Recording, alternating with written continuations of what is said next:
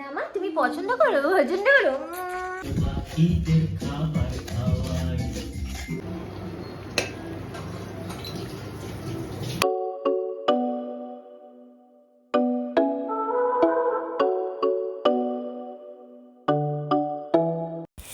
Hi guys, very good morning and welcome back to my channel and happy Makar Sankranti তোমাদের সবাইকে। আমার ভয়েসটা কোনোভাবে এখানে ডিস্টর্টেড হয়ে গেছে, সেই জন্য আমি এখানে ভয়েস ওভার দিচ্ছি, ডোন্ট মাইন্ড প্লিজ। অ্যান্ড এখন গুলোকে ব্রেকফাস্ট করাতে চলে এসেছি। আজকে মকর সংক্রান্তির দিন যেহেতু, সেজন্য আমরা কিন্তু পিঠে খেয়েই আমাদের দিনটাকে আজকে শুরু করব। সো এখন ছেলেকে আগে খাইয়ে নিই, আমি খেয়ে নিই, তারপরে যাব রান্না করতে।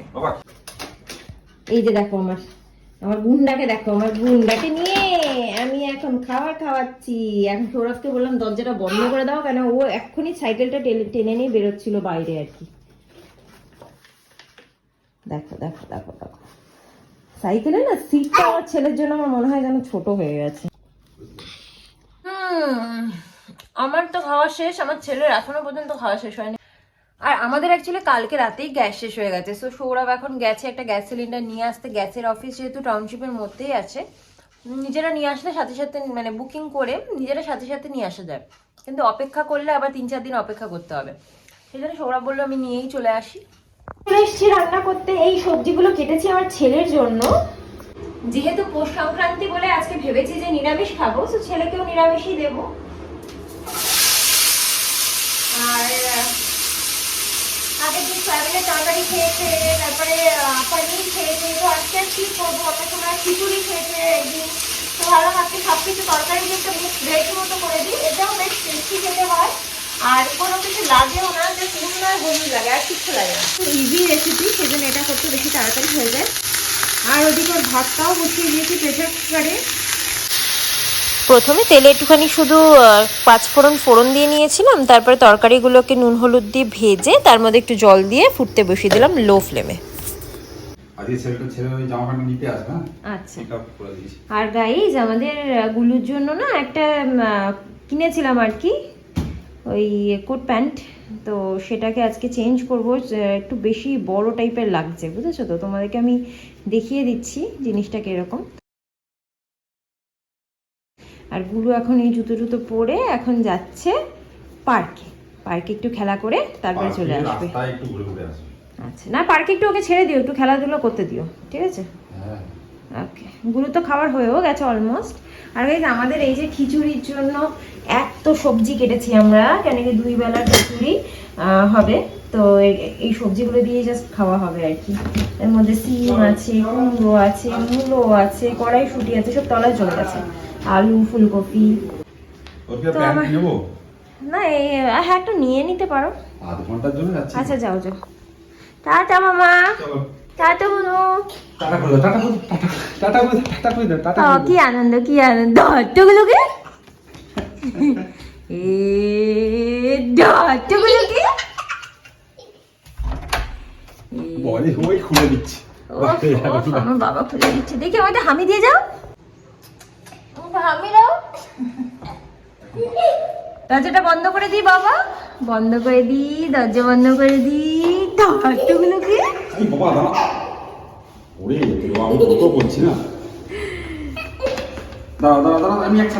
হ্যাঁ, কি আনন্দ সত্যি। যেসব বাচ্চারা ঘরের মধ্যে বন্দি থাকে না, তাদের খুব কষ্ট। আজকে আমার একটা জিনিস মনে হচ্ছে, যে মনে হয় এইসব বাচ্চাগুলো যারা ঘরের মধ্যে বন্দি থাকে, তারা এই জন্যই বেশি দুষ্টুমি করে ঘরের মধ্যে, জানো তো। কেন কি বাইরে তো তারা কিছু করার মানে বাইরে তো যেতেই পারে না, না বেশিরভাগ সময়টা যদি বাইরে কাটায়, যেরকম আমরা ছোটবেলায় কাটাতাম আর কি। স্কুল যখন ছিল না আমার তখনকার কথা মনে নেই, বাট যখন স্কুল ছিল, একটু বড়ও হয়েছি, তখনও একই জিনিস। স্কুল থেকে এসেও বাইরে ঘোরাঘুরি, ছোটাছুটি, ধুলো বালি মাখছি, বালি কারোর বাড়িতে বালি রাখা থাকলে সে বালির মধ্যে ঢুকে গিয়ে গলা পর্যন্ত বালি চাপা দিয়ে নিচ্ছে, না কি যে করতাম। সারা রাস্তা জুড়ে খেলা, মানে যাতা কাণ্ড করতাম। মানে মা স্নান করানোর সময় চিৎকার চেঁচামেচি, ধরে আনতে খুঁজে আনতে যেত অন্য পাড়া থেকে, এরকম অবস্থা ছিল আর কি। তো তাই ভাবি যে আমাদের এনার্জিগুলো এখন মারা বলে কি তোরা শান্ত ছিলি, কিন্তু এই জন্যই বোধহয় আমরা ঘরে শান্ত ছিলাম, কারণ বেশিরভাগ সময়টা তো আমরা বাইরেই থাকতাম, বাইরেই খেলতাম, সব এনার্জি ওখানেই চলে যেত। ঘরে আসতাম কি চান করা, খাওয়া দাওয়া, রেস্ট নেওয়া, ব্যাস। এই সময় আর কি দুষ্টুমি করবো বল। এই দেখো একদম হেলদি ভেজিটেবল স্টু। আমি স্নানটা করে চলে আসি ও খেলে আস্তে আস্তে, কারণ এরপরে আবার ও স্নান করবে, মানে আমার ছেলে আর কি স্নান করবে, ঘুমাবে, তারপরে উঠে খাবে। তো আমি আমার সব কাজগুলো এগিয়ে রাখি, একদম স্নান টান করে পুজো টুজো দিয়ে তারপর ব্লগটাকে কন্টিনিউ করছি।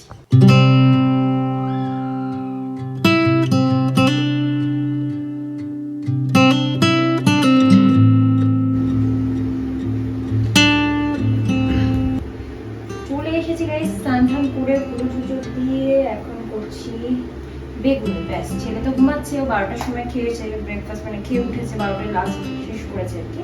সেই জন্য এখন ভাবলাম আমরা দুজনেই খেয়ে নিই, তারপরে ও উঠলে ও খাওয়া। বড় বড় বেগুনি তো, বড় বড় দোকানের স্টাইল। এদিকে খিচুড়িও রেডি, পাতে নিয়ে বসে পড়ো, গরম গরম বেগুনি দিচ্ছি ভেজে। ঠিক আছে একসাথে খেয়ে নেবো, ছেলে ঘুমাচ্ছে না। এই তো, ও সেই বেগুনি সেই।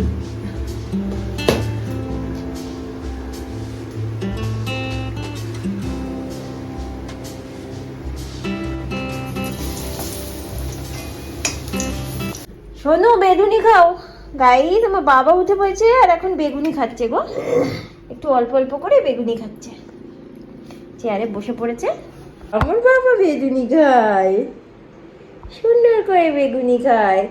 একটু খিচুড়ি দাও, আমার বাবাকে একটু খিচুড়ি দাও। না না না, খিচুড়ি খিচুড়ি খাও খিচুড়ি খাও খাও, খাও খাও, একটু খাও খাও। খিচুড়ি আও, ইয়াম ইয়াম। এবার বেগুনি খাও, ঝাল মা, ঝাল ঝাল, জাম করে দি। খিচুড়িতে ঝাল হয়েছে।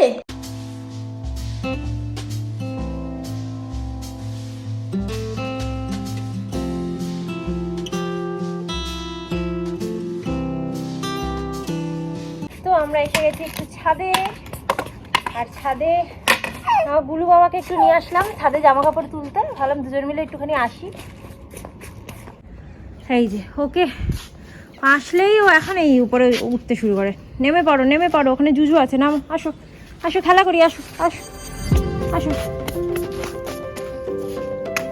বাহ বাহ বাহ বাহ বাহ। খাওয়া দাওয়া করে একটু হজম করতে এসছে আমার বাবা, এখন কি করবে বুঝে পায় না ও গাই।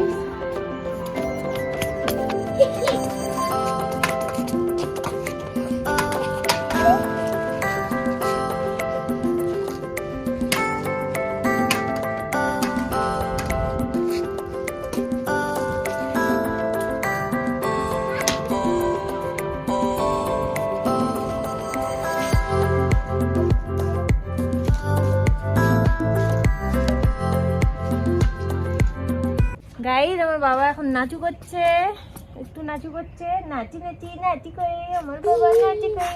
আস্তে আস্তে নাচু করো, আস্তে আস্তে।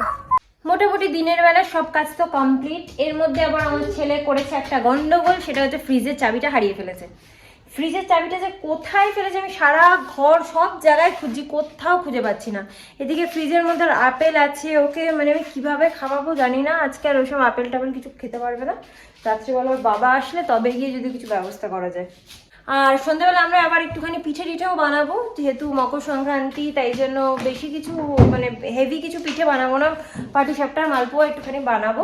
সো অবশ্যই তোমাদেরকে দেখাবো প্রথমবার আমি কিরকমভাবে করছি। তো সন্ধ্যাবেলা কথা হচ্ছে। নাও নাও নাও নাও, আর খাবে না, দুটো খেয়েছে না। আমি খেয়ে নিই। হ্যাঁ গরম গরম গুড়ের রসগোল্লা গরম নিয়ে এসছে।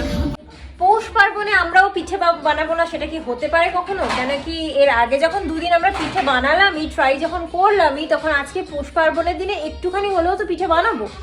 আজকে কোনো ডিফিকাল্ট পিঠে আমি বানাচ্ছি না, আজকে জাস্ট আমাদের ঘরোয়া পাটিসাপটা অ্যান্ড মালপোয়া সেটাই বানাবো, আর একটু করেই বানাবো গাইস। আমি আম্মার থেকে ফোন করে শুনেও নিলাম রেসিপিটা। আমি আগের বছর বানিয়েছি, বাট আগের বছর বা তার আগের বছর মেবি বানিয়েছি, কিন্তু আমি ভুলে গেছি। সো আম্মার থেকে শুনে নিয়েছি, এখন একটুখানি ট্রাই করব এখন বানানোর। তো আমি কিরকম বানাচ্ছি প্রথমবারই ধরতে পারো, যেহেতু আমার মনে নেই কিছুই, তো তোমরা ধরতে পারো প্রথমবারই বানাচ্ছি। তো প্রথমবার কিরকম ট্রাই করছি, কিরকম হচ্ছে সেটা তোমাদের সাথে অবশ্যই শেয়ার করবো, তোমরা প্লিজ দেখতে থাকো। আমার লক্ষ্মী বর একদম বসে গেছে নারকেল কোড়ানোর জন্য। এই হাতের কুড়ুনিটা দিয়ে, মানে আমি কোনোটা দিয়ে কুড়তে পারি না সেরকম ভাবে, ও খুব ফাস্ট করতে পারে। আমি অল্প একটু করতে পারি, বাট এটা অনেকটা যেহেতু লাগবে সেই জন্য সৌরভ হেল্প করছে। আমি পাটিসাপটা আর মালপোয়ার জন্য দুটো আলাদা বাটিতে সুজি ভিজিয়ে নিয়েছিলাম। তারপরে সেই সুজিটাকে এই ছাঁকনি দিয়ে ছেঁকে আলাদা করে নিয়েছি। ছোট বাটিটাতে আমি মালপোয়ার জন্য গোলাটা রেডি করছি। এই কাপ মেপে 1 কাপ ময়দা 1 কাপ সুজি নিয়ে নিয়েছি। এর মধ্যে একটু চিনি দিয়ে দিলাম, আর হাতের মধ্যে গুঁড়ো করে মৌরিগুলোকে ওর মধ্যে দিয়ে ভালো করে ব্যাটারটাকে মিক্স করে তৈরি করে নিতে হবে। ব্যাটারটা কিন্তু একটু ভারী মতোই হবে। রিফাইন্ড অয়েলটা ভালোভাবে গরম হয়ে গেলে তার মধ্যে অল্প করে হাতার সাহায্যে এরকম ভাবে মালপোয়াগুলো দিয়ে দিতে হবে। আমার জানো তো মিষ্টির দোকানের রসের মালপোয়া খেতে খুব ভালো লাগে।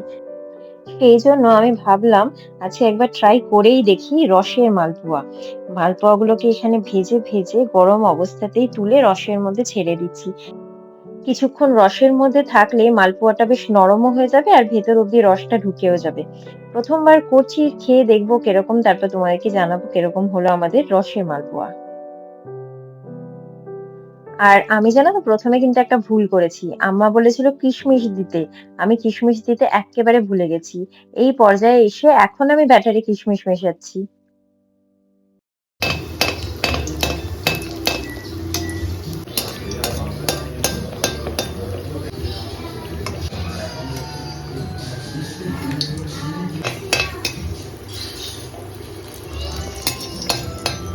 একের পর এক রসে চুবিয়ে তো যাচ্ছি, বাট জানি না কিরকম খেতে হবে, প্রথমবার করছি। এই দুটো হয়ে গেলে আর দুটো হলে আমার মালপোয়া মোটামুটি শেষ। তারপরে একদম শুরু করে দেবো পাটিসাপটা বানানোর কাজ। আর অলরেডি এখন বাজে 9:30, সো গুলো খাওয়ার সময় হয়ে গেছে গাইস। সৌরভকে খাওয়াবে আর আমি এগুলো এখানে করবো। আর হ্যাঁ, আরেকটা জিনিস দেখিয়ে দিই তোমাদেরকে, দাঁড়াও। এই রসটার মধ্যেই কিন্তু এই মালপোয়াগুলোকে ছেড়েছি, ঠিক আছে? আমার কাছে এই রসটা কোথা থেকে পেলাম সেটাও আমি বলে দিচ্ছি তোমাদেরকে। সেটা হচ্ছে যে কদিন আগে সৌরভ গুড়ের রসগোল্লা এনেছিল, তো গুড়ের রসগোল্লা সবে করেছিল, যেহেতু প্রচুর রস বেরিয়েছে, সেই রসটাকে আমরা রেখে দিয়েছিলাম ফ্রিজে। তো সেই রসটাকে আরেকটু জল দিয়ে পাতলা করে সেই রসটার মধ্যে মালপোয়াগুলোকে ভিজিয়েছি। আর গাইস, আমাদের পুলি সেদিনকে করেছিলাম, তোমাদেরকে দেখিয়েছি। পৌষ পার্বণে সেই পুলিটাই খেয়ে দিচ্ছি। এটা বাসি জিনিসের টেস্ট এত কেন ভালো লাগে, যদিও বা এটা ফ্রিজ থেকে বার করার পর আমি এখন মাইক্রোওভেনে একটু গরম করেছি, আরো সফট হয়ে গেছে।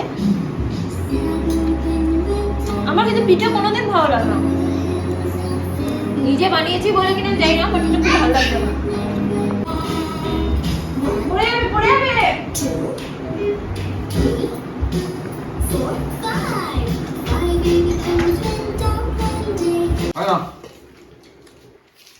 তাড়াতাড়ি করে গেছে বাবার কাছে, একটু পিঠে খাবে বলে। এখন আমার ছেলে দেখছি গুড়ের জিনিসগুলো পিঠের বেশ পছন্দ করে।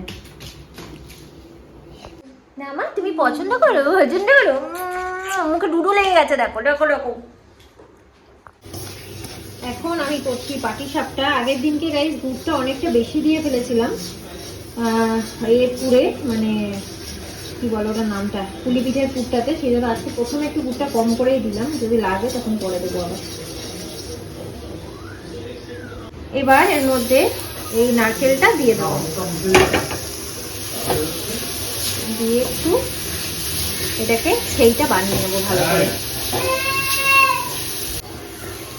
সো আমার পুরটা মোটামুটি রেডি। বুঝতে পারছি না যে গুড়টা একটু কম হয়ে গেছে কিনা, বাট ঠিক আছে, কোনো অসুবিধা নেই, এটা তো পাটিসাপটার মধ্যে যাবে। এদিকে পাটিসাপটার ব্যাটারটার মধ্যেও একটু গুড় দিয়ে দিয়েছি, দিয়ে এটাকে এই যে মিক্স করে দিয়েছি। ব্যাটারটা একটু বেশি পাতলা হবে। মালপোয়া ভাজার তেলটাই তুলে রেখেছিলাম, তেলটা একটু 1 চামচ দিয়ে দিলাম এর মধ্যে।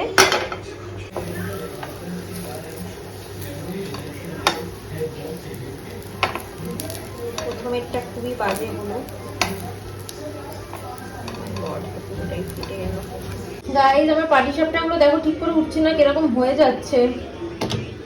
সেই জন্য আমি এখন এই এক্সপার্ট লোককে ছেড়ে দিলাম, দেখি এক্সপার্ট লোক কি করে, আমি ছেলেকে খাওয়াই।